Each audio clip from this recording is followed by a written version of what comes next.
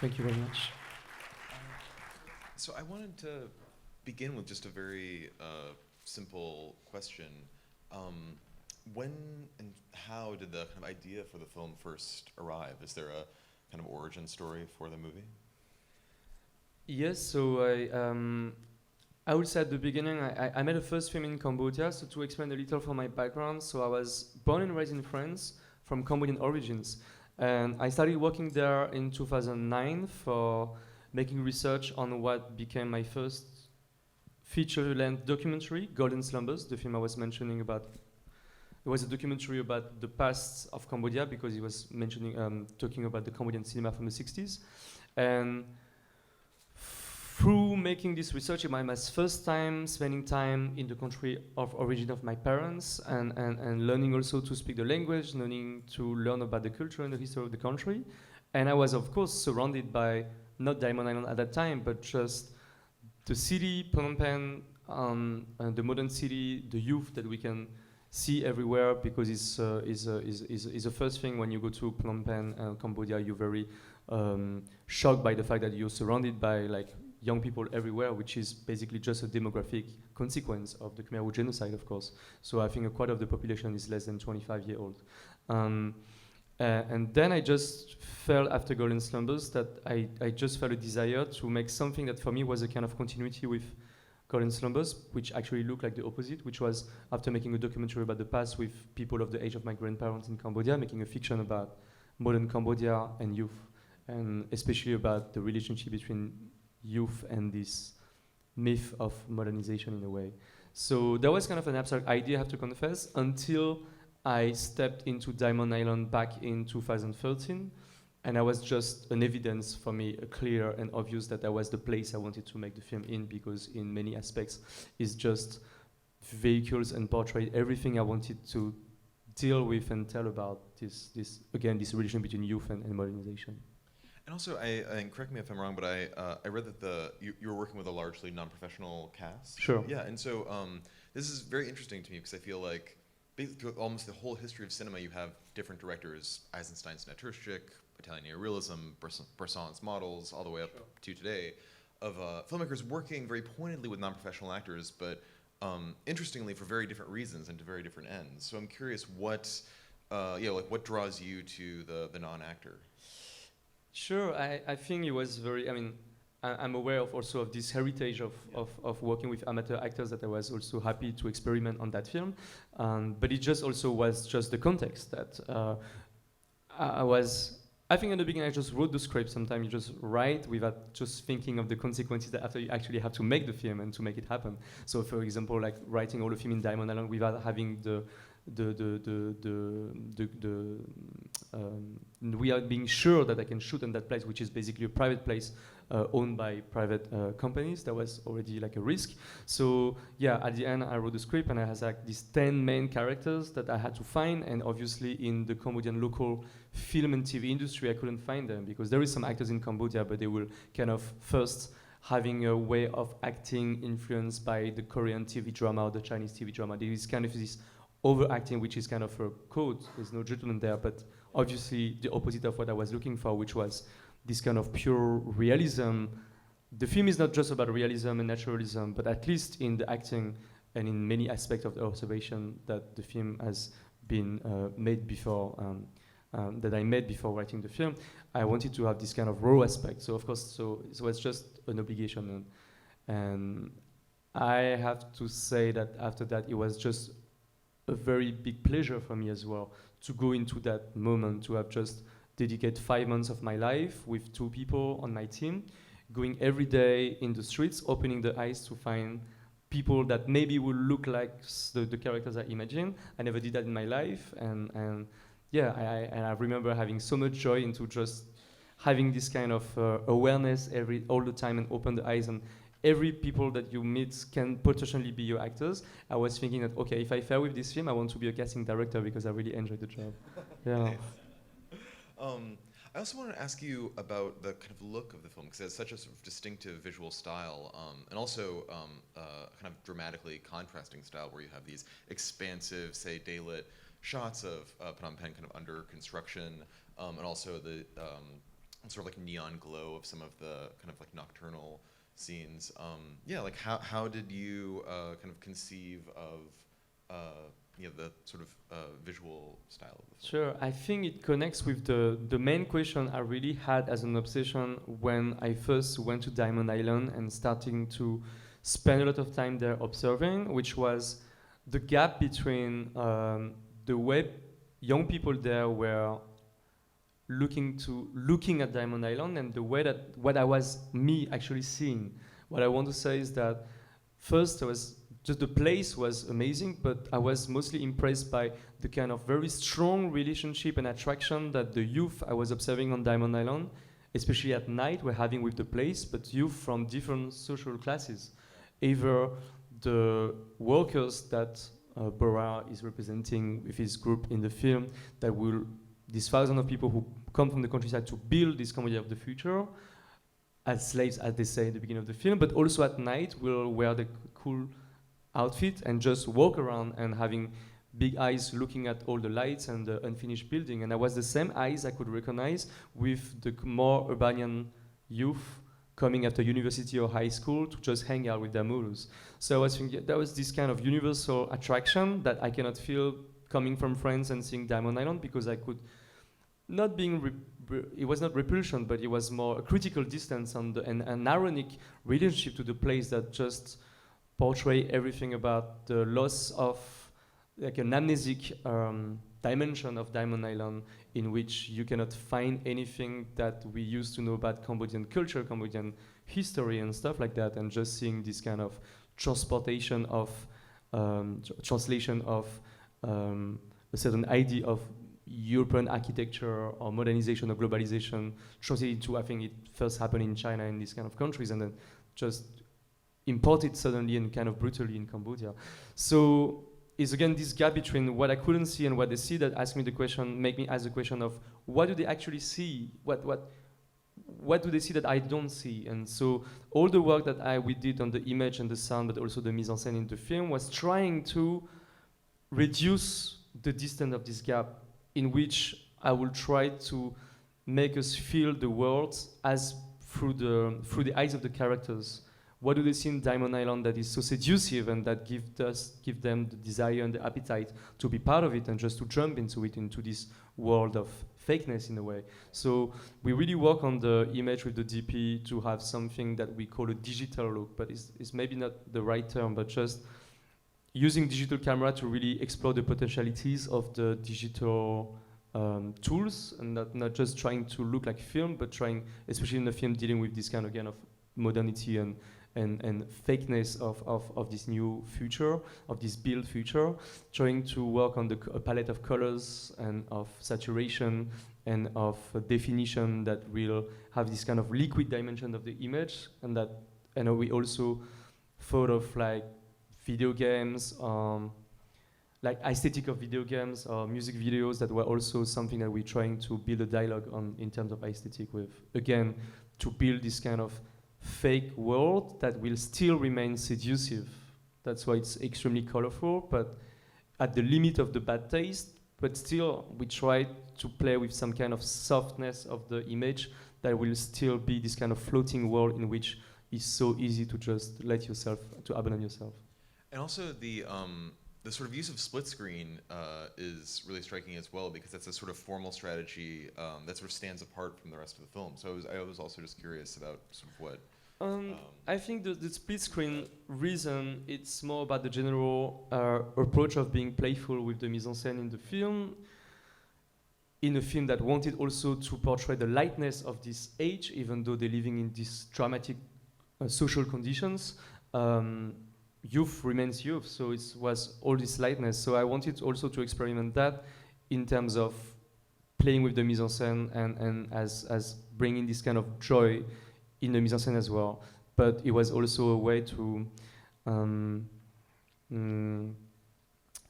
portray. How can I say? It's like coming back to the image and the work on the colors. Is like all these lights, for example, at the funfair, or this neon light always moving around and stuff, express for me also the emotions the like exteriorization of the internal emotion that my actors kind of keep for themselves, because they're not very expressive in the dialogue, for example, or in the facial expression, even though we work on a lot on that, but it's coming from the culture, of course. So it's all this kind of, also from the age that they're having all this discovery of first times and all these desires coming out in the same time, and then all the light is playing that. So the split screen for me is also that it's like this explosion and fireworks and explosion, and suddenly it's all these colors on the faces of the characters, and to multiply the screen to 4. It's all this kind of metaphor of this age and the evolution, I'm translating bad French into English, but all this kind of entire excitation that just came out.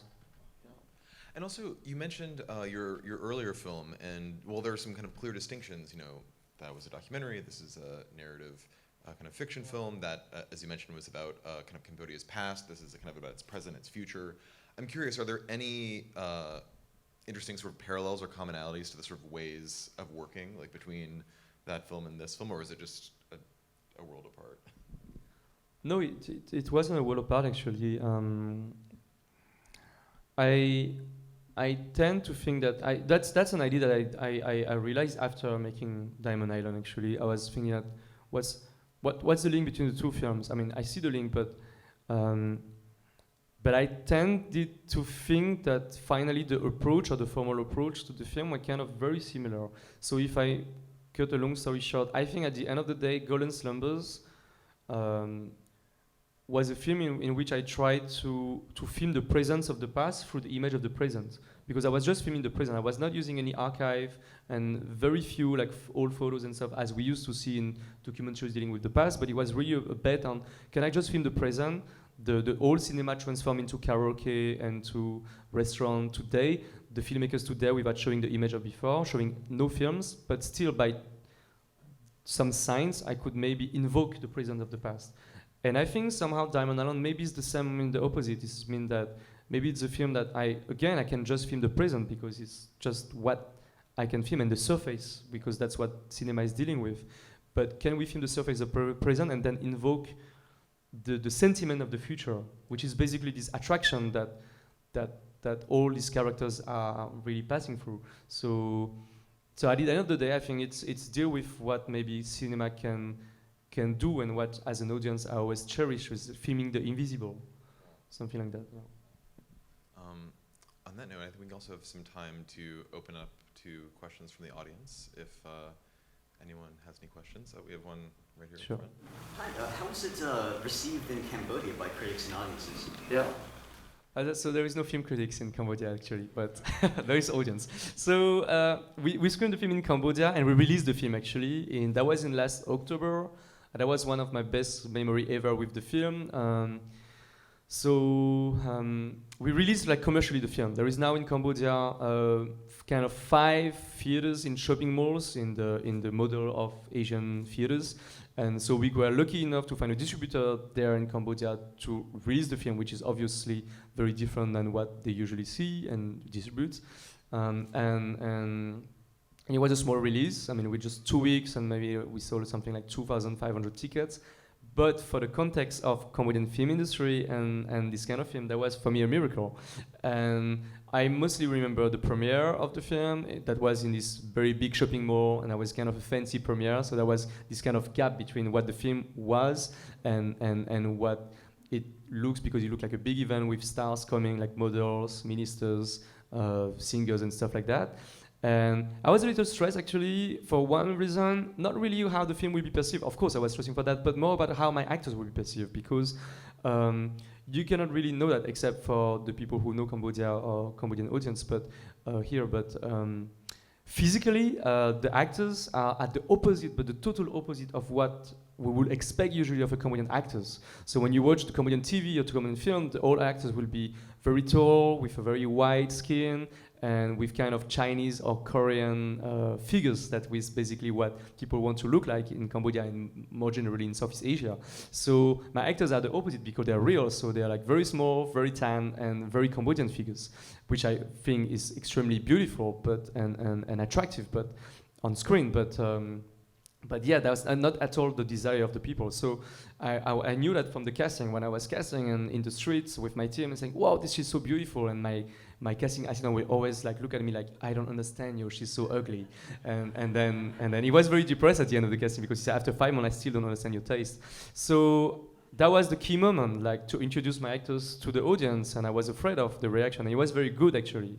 I don't know how the people react before screening the film, seeing them, maybe they were a little surprised and stuff, but all the feedback that I have after the film was just positive comments on the actors especially. People were happy to watch the film, they were happy to see something about modern Cambodia that was kind of a new thing for a film that traveled abroad from Cambodia, but mainly it was comments on the actors, on their acting, on the natural aspect of the acting of the actors, the natural aspect of the dialogue, but also the beauty of the actors.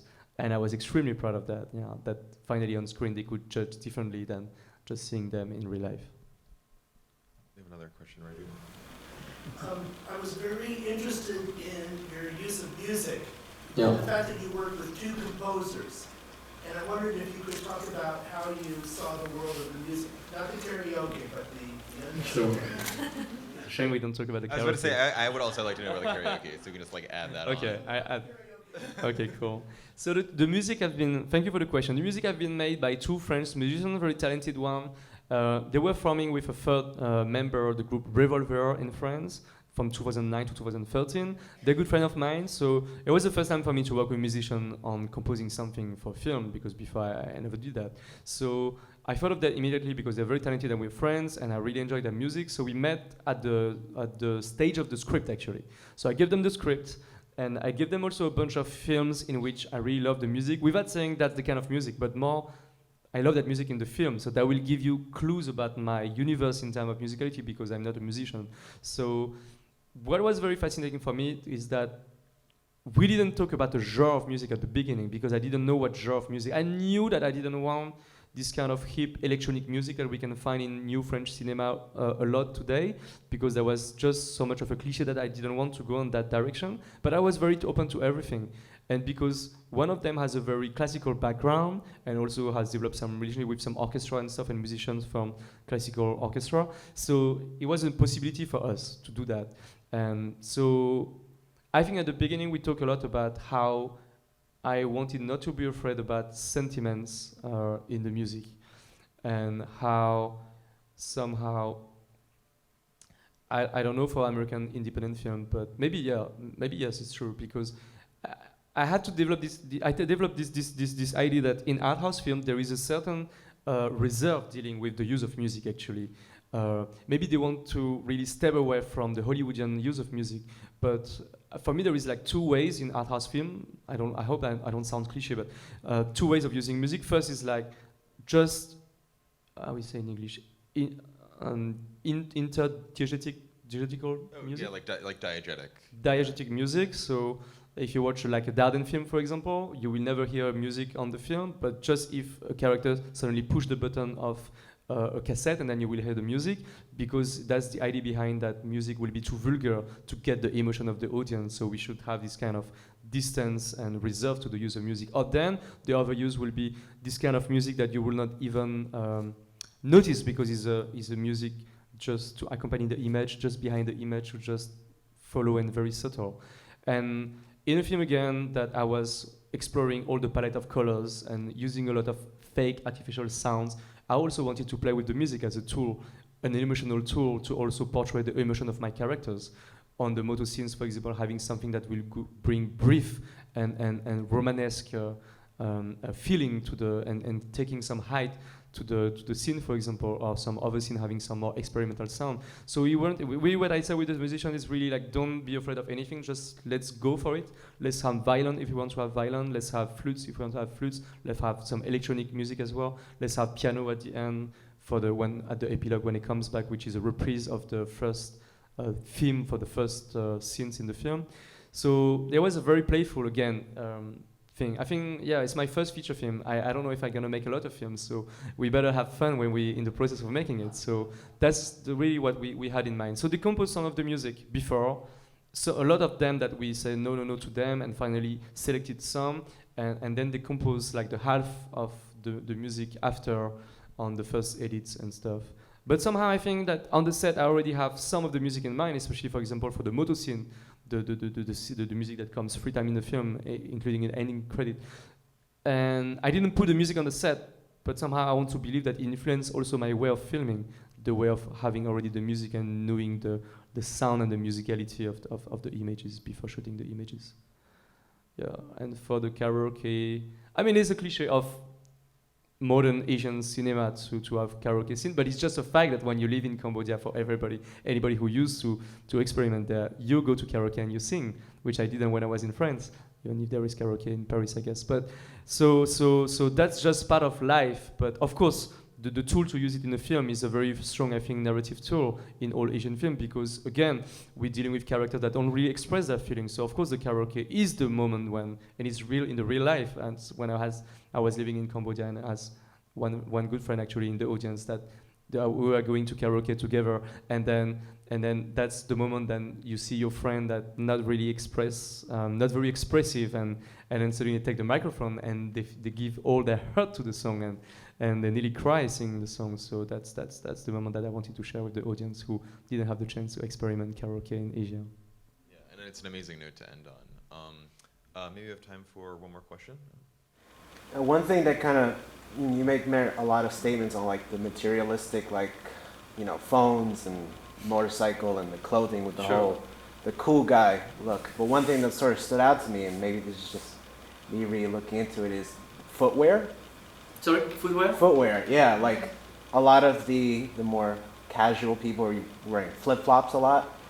And there's actually one sequence where you sort of focus on it when they're on the swings and you see her like playing with her flip-flops a bit, and it has like a little decoration on it. But one thing that kind of stood out to me was the evolution of the main character's footwear, where he would go from flip-flops to, you know, boots, sort of like how Soleil, in any situation, is always wearing boots, even if he's in like a sand dune or something. And how this main character kind of jumps between wearing flip-flops and then boots and then back to that, and then ultimately at the end he's wearing like sneakers to really show this evolution. Well noticed. I'm sorry? Well noticed. Yeah. And, you know, I was just curious. Sure. I mean, yeah. Wider than the shoes, it's true that the film is full of these little signs of what make you from one side to another one on the social class or the social barrier, let's say. So of course, and the iPhone is like the hugest symbol of this successful thing, and the part that suddenly you switch from one class to another and have a lot of stories of friends who were not living anything in their life, and then he was a painter, a good friend of mine, and then he has one job and he earned like 1,000. I said, okay, maybe he's gonna save that for 6 months, and the day after he had an iPhone 6. I say, wow, you just spent all your money and I understood that it was just normal. It's just the first thing that you need to have to be part of this new society and stuff. So all the film is about these little signs, also the way they dress. At the beginning, Bora and his band just dress with this like colorful, strange outfit, and very quickly when he's hanging out with his brother, he's having his kind of more different style, that more middle class and more westernized style in a way. And so for the flip-flop is the same. So if you look carefully, it's like all the group of Bora and the girls from the Constitution side, they all wear flip-flop, and coming to the band of the Soleil, they all wear shoes, and that's a big marker as well, a social marker. And so I think I was extremely attentive in the film in very small details that sometimes I was the only one to pay attention to, and really obsessed and bothering my set designer or my costume designer with this very small detail. But I think the devil is in the details, and it just makes sense. And yeah, to end maybe just on the flip-flop shot that you were mentioning about. So that's the close-up on the flip-flop where they're on the swing sequence when Bora and Asa meet for the first time. That was an improvised shot actually. I didn't plan it in the shot list. It was just I chose the shoes of Asa with this kind of plastic. I mean, just on that shoes, we talk a lot about Diamond Island, how it's just a plastic vision of the future, but full of colors and very childish and full of seductive colors.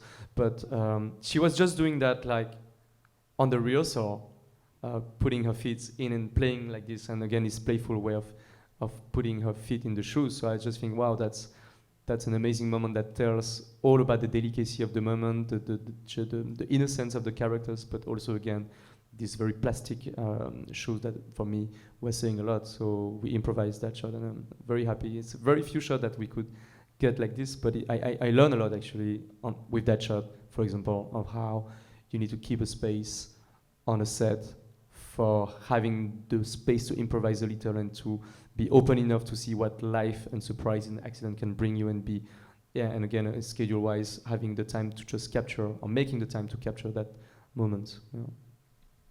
That's a good note to end on. Thank you to Davy Chou. Thank you. Thank you very much again.